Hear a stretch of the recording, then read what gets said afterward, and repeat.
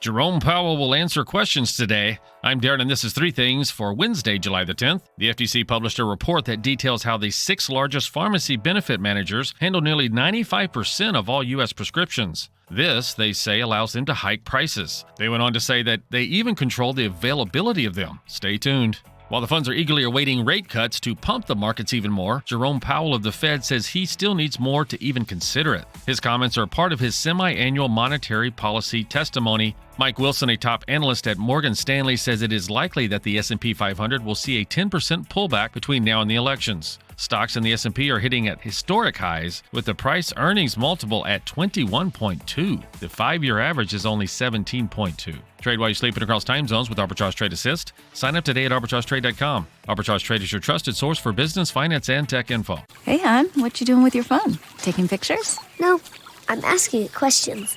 Like what? Hey, Bobo, do flowers have best friends?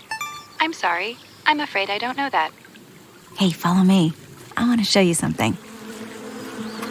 Look, flowers do have best friends. Whoa. Some answers can only be found in nature. Discover the unsearchable. Visit discovertheforest.org to find a trail near you. Brought to you by the United States Forest Service and the Ad Council. Divorce reconnections? Melina writes, according to Cooper Trachtenberg Law Group, reunion rates among divorced couples have fluctuated over the years, with recent statistics showing that approximately 10 to 15% of divorced couples reconcile and remarry. This trend reflects a variety of underlying factors that motivate parties to reconsider and rekindle their past relationships. One significant factor is the maturity and personal growth that both partners often experience post-divorce. With time and reflection, individuals gain better awareness of their own needs and the dynamics of their past relationship, which can lead to a newfound appreciation for their ex-spouse. This period of separation can serve as a catalyst for personal evolution, allowing for couples to be more equipped to handle relationship challenges they previously struggled with. The comfort of familiarity is also associated with reconciliation. Partners often miss the emotional security and companionship they had with their ex-spouse. Psychology Today notes that reasons behind post-divorce reunions are diverse and deeply personal. They range from personal growth and forgiveness to the comforting allure of familiarity and the enduring bond shared through children. These factors highlight that for some, love and connection remains resilient, even after the formal dissolution of marriage. Love is complex and requires both intimacy and respect. Many relationships end due to immaturity and personal shortcomings, which continue to pose challenges after divorce. Achieving happiness after divorce requires intentional self-improvement, otherwise the same issues might transpire in new relationships. Statistics show that while around 50% of first marriages end in divorce, nearly 65% of second marriages do as well. But perhaps it's worth revisiting the childhood sweetheart that you loved enough to marry to see if a present-day relationship is doable. After all, where else would you find someone with shared intimate and life history, and perhaps children that are loved by both of you? After taking time to break old routines and habits, and by working on personal growth, things may work out differently. Stop watching, start living using Pips, our AI bot.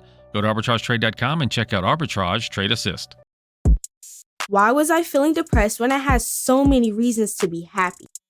Well, guess what? Anybody can feel down. But that's not the time to just put on a brave smile and pretend like nothing's wrong. It's the time to share your feelings with your friends, your parent, your favorite teacher. In the meantime, there's a resource that helped me get back on track. For some great clues about starting your comeback from depression, visit yourlifeyourvoice.org. Pips Pick of the Day. Arbitrage algorithms have detected a possible uptrend for Kenan Holdings Limited, that's KEN, and they are headquartered in Singapore. It's a holding company which engages in the business of receiving investments spun off from former parent company Israel Corporation Limited.